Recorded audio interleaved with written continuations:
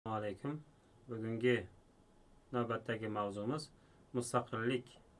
mustaqil O'zbekiston Respublikasi tashkil topishining tarixiy ahamiyati deb nomlanadi.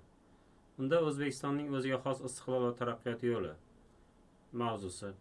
Unda quyidagi rejalar asosida ko'rib chiqamiz. Birinchi, O'zbekistonning davlat mustaqilligi tomon yo'l tutishi.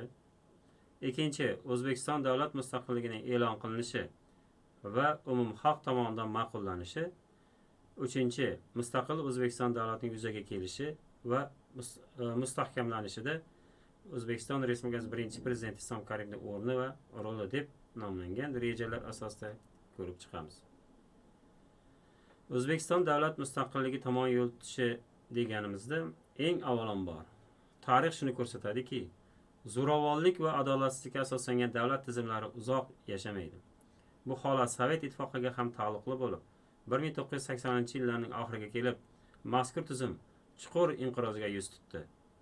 Totalitar boshqaruv, iqtisodiy muammolar va hayot darajasining pasayishi butun ittifoq hududida, jumladan uning tarkibidagi O'zbekistonda ham keskin sezildi. Ishsizlikning ortishi, narx-navoning oshishi, oziq-ovqat taqchilligi va oddiy mahsulotlar uchun navbatlar xalq noroziligini kuchaytirdi. Natijada markaziy hokimiyatga bo'lgan ishonch susayib, jamiyatda umidsizlik kayfiyati kuchaydi. Shunday murakkab sharoitda 1989-yilning 24-iyunida O'zbekiston Respublikasining birinchi prezidenti Islom Karimov respublika rahbari etib tayinlandi. U og'ir iqtisodiy inqiroz, millatlararo keskinlik va ijtimoiy tanglik sharoitida boshqaruvni qo'lga oldi. Yangi rahbariyatning asosiy vazifasi vaziyatni barqarorlashtirish, oziq-ovqat muammosini hal qilish va jamiyatda tinchlikni saqlashdan iborat edi. 1989-yilda qabul qilingan qarorlardan biri asosida aholiga tomorqa yerlarni ajratish boshlandi. Bu chora oziq-ovqat va taqchilligini kamaytirish, aholi turmush darajasini yaxshilash va iqtisodiy barqarorlikni ta'minlashga xizmat qildi. Shu bilan birga paxta ishi bo'yicha nohaq jazolangan fuqarolarning ishlari qayta ko'rib chiqish jarayoni boshlandi. Milliy masalalar ham muhim ahamiyat kasb etdi. 1989-yil 21-oktyabrda o'zbek tiliga davlat tili maqomi berilishi milliy o'zlikni tiklash va madaniy qadriyatlarni rivojlanishi yo'lida muhim qadam bo'ldi. 1990-yilda O'zbekiston SR Oliy Kengashining yangi tarkibi saylandi. Mazkur organ keyinchalik mamlakat mustaqilligini huquqiy asoslar yaratishda muhim rol o'ynadi.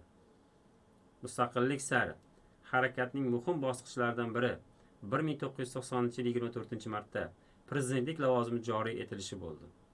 Bu qaror respublikaning siyosiy mustaqilligini mustahkamlash yo'lida muhim qadamlardan biri bo'lib xizmat qildi. Shundan so'ng 1990-yil 20-iyunda O'zbekiston Respublikasi mustaqillik deklaratsiyasini qabul qilinishi muhim ahamiyatga ega bo'ldi. Ushbu hujjat respublikaning siyosiy va huquqiy mustaqillikka intilishini e'lon qildi. Deklaratsiyasiga ko'ra, O'zbekiston o'z hududida to'liq hokimiyatga ega bo'lishi, ichki va tashqi siyosatni mustaqil yuritishi belgilandi. Shuningdek, respublika hududining daxlsizligi va xalq suverenitetini asosiy prinsip sifatida e'tirof etildi. 1990-1991-yillarda Sovet ittifoqi siyosiy vaziyati yanada keskinlashdi. Markaz va respublikalar o'rtasida vakolatlar masalasi bo'yicha qarama-qarshiliklar kuchaydi. Yangilangan ittifoq shartnomasi loyihasi ishlab chiqilgan bo'lsa-da, bu jarayon siyosiy kurashlar bilan kechdi. 1991-yil avgust oyida Moskvada davlat to'ntarishiga urinish bo'lib o'tdi. Favqulodda holat davlat qo'mitasi tuzilib, hokimiyatni egallashga harakat amalga oshirildi. Bu voqealar butun ittifoq hududida siyosiy barqarorlikni yanada kuchaytirdi, beqarorlikni yanada kuchaytirdi. Mazkur vaziyatda O'zbekistonda ham barqarorlikni saqlashga alohida e'tibor qaratilib, respublika hududida favqulodda holat joriy etilmadi va noqonuniy qarorlar bajarilmasligi belgilandi. Bu esa ijtimoiy tartibni saqlash va keskinlikni oldini olishga xizmat qildi. Avgust voqealaridan so'ng markaziy hokimiyat zaiflashib, Sovet ittifoqi amalda parchalana boshladi. Bu jarayon respublikaning mustaqillikka intilishini yanada tezlashtirdi. 1989-1991-yillar O'zbekiston tarixidagi mustaqillik sari yo'l ochgan muhim davr bo'ldi. Iqtisodiy inqiroz, siyosiy o'zgarishlar va milliy uyg'onish jarayonlari bir-biri bilan uzviy bog'liq holda kechdi. Mamlakatning mustaqil davlat sifatida shakllanishiga zamin yaratdi. Ikkinchidan, O'zbekiston davlat mustaqilligining e'lon qilinishi va uni umumxalq tomonidan ma'qullanishi. 1991-yil avgust oyida sobiq Sovet ittifoqida yuz bergan siyosiy voqealar uning parchalanishini tezlashtirgan omillardan biri bo'lib xizmat qildi. Shu sharoitda O'zbekiston mustaqillik sari qat'iy qadam tashladi. 1991-yilning 25-avgustida maxsus farmon e'lon qilinib, Respublika Ichki ishlar vazirligi va davlat xavfsizlik organlari O'zbekiston tasarrufiga olindi. Bu qaror davlat suverenitetini mustahkamlash yo'lida muhim bosqich bo'ldi. Shundan so'ng Respublika rahbariyati tomonidan davlat mustaqilligi to'g'risidagi qonun loyihasini tayyorlash ishlari boshlab yuborildi.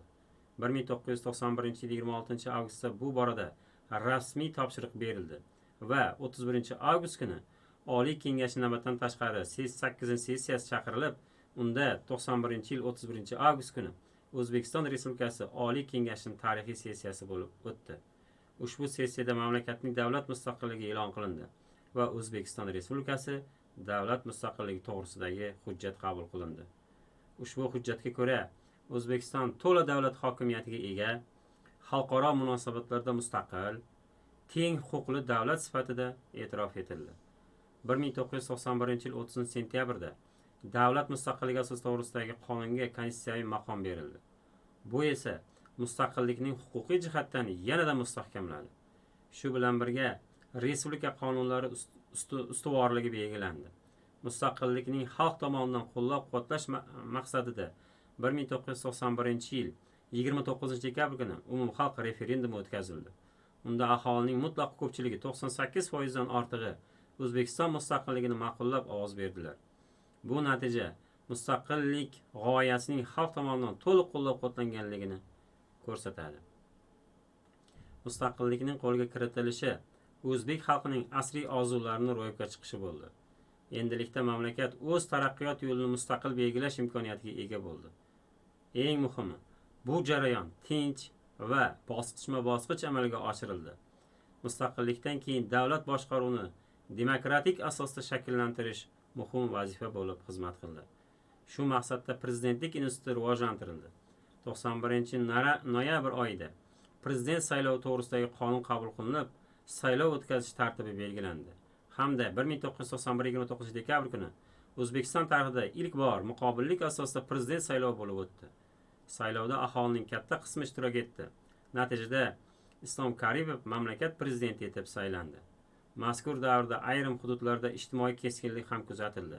Jumladan, Namanganda ayrim radikal kuchlar tomonidan tartibsizliklar yuzaga keltirildi. Biroq bunday vaziyatda keskin choralar va muloqot orqali barqarorlashtirildi. Mustaqillikning dastlabki bosqichida mamlakatda siyosiy barqarorlikni ta'minlash, davlat boshqaruv tizimini shakllantirish va huquqiy asoslarni yaratish ustuvor vazifa bo'ldi. Shu jarayonda davlat hokimiyat organlari mustahkamlandi. Qonunchilikni tizimi rivojlantirildi. 1992-yilning boshida prezidentlik qasamyod qabul qilinib, mamlakatda yangi siyosiy tizim to'liq shakllantirish jarayonlari boshlandi.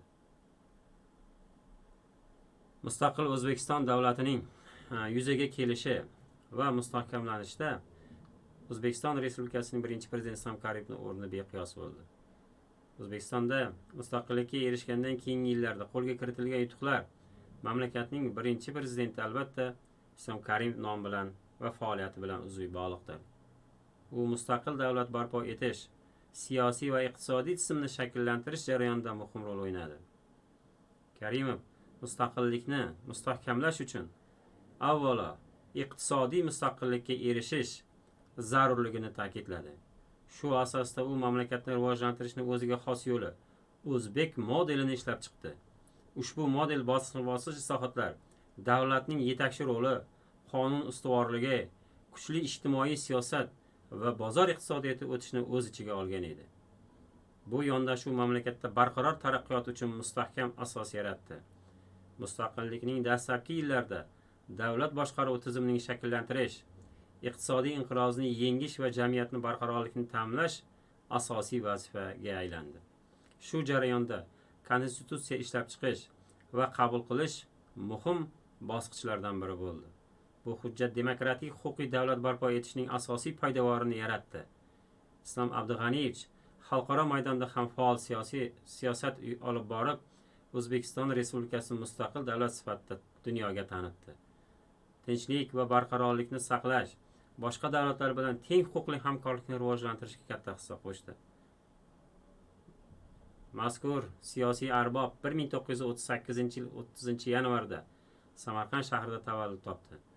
U oliy ma'lumotli bo'lib, muhandis, mexanik va iqtisodchi mutaxassisliklarga ega edi. Mehnat faoliyatini sanoat sohasida boshlagan va keyinchalik davlat boshqaruv tizimida faoliyat yuritgan.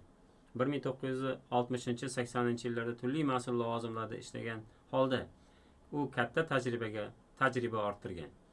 1980-yillarda respublika moliya tizimi va iqtisodiy rivojlantirish sohasida rahbarlik lavozimlarida faoliyat yuritdi. 1989-yildan boshlab esa respublika rahbari sifatida o'z faoliyatini olib bordi.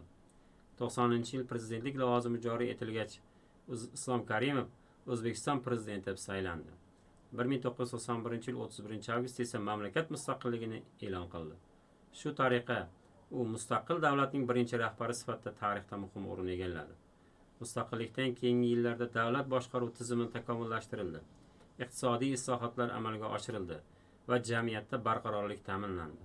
Bozor iqtisodiyotiga o'tish, xususiy mulkni rivojlantirish va ijtimoiy himoya tizimini yaratish borasida muhim ishlar amalga oshirildi. Islom Karimov bir necha bor umumxalq saylovlarida prezident etib saylandi. Uning faoliyat davomida davlat mustaqilligi mustahkamlandi. Milliy davlatchilik asoslari yaratildi va xalqaro maydonda O'zbekistonning nufuzi oshdi. Uning xizmatlari yuksak baholanib, O'zbekiston qahramoni unvoni va boshqa davlat mukofotlari bilan taqdirlandi. Shu bilan birga ilm-fan rivojiga qo'shgan hissasi uchun akademik unvoni ham berildi. 2016-yilning 2-sentyabrida u olamdan o'tdi. Uning xotirasini abadiylashtirish maqsadida qator qarorlar qabul qilindi. Jumladan, yirik obyektlarga uning nomi berildi. Haykallari o'rnatildi va xotira majmualari barpo etildi. Umuman olganda, Islom Karimov O'zbekistonning mustaqil davlat sifatida shakllanishi va mustahkamlanishida hal qiluvchi rol o'ynagan tarixiy shaxs hisoblanadi. Uning siyosiy faoliyati mamlakat taraqqiyotining dastlabki bosqichini belgilab berdi va mustaqil rivojlanish yo'lini shakllantirdi. Bir so'z bilan aytganda, Islom Karimov O'zbekiston Respublikasining birinchi prezidenti sifatida muhim rol